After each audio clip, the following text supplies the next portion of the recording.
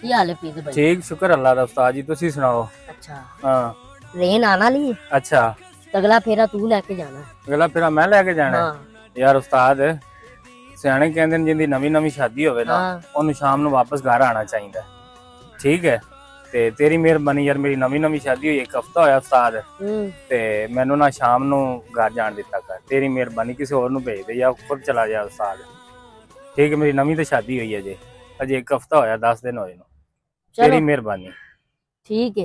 हाँ मेहरबानी तेरी उस्ताद मेहरबानी। ओके आया। हाँ जी उस्ताद जी क्या हाल है? वो की हाल है? आ गया? हाँ जी आ गया उस्ताद जी।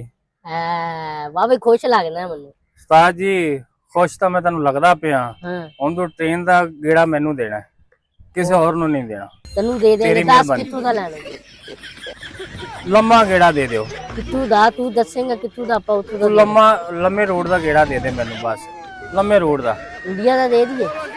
नहीं इंडिया दा नहीं किसी बड़े मुल्क दा दे जितों मैं 15-20 दिन महीना 6 महीने वापस ही ना आवा बाहर ही ना आवा मैं नहीं वो आना तो फिर वापस। इंडिया ही है उत्थों दा तेनू जेड़ा देनी। चलो इंडिया दा दे दे उस्ताद जी मैं नहीं हुण वापस नहीं आना जदों भी घर आना वापस लड़ाई झगड़े फसाद मुकदे ही नहीं मैं तंग आ गया। तेरी मेहरबानी मैनू को लम्मा फेरा दे मैं नहीं आना वापस। तेरी जा यार, मेहरबानी ठीक है, उस्ताद तेनू जी, बेड़ा दे। तेरी मेहरबानी यार उस्ताद, मैनू को लम्मा फेरा दे दे ठीक है।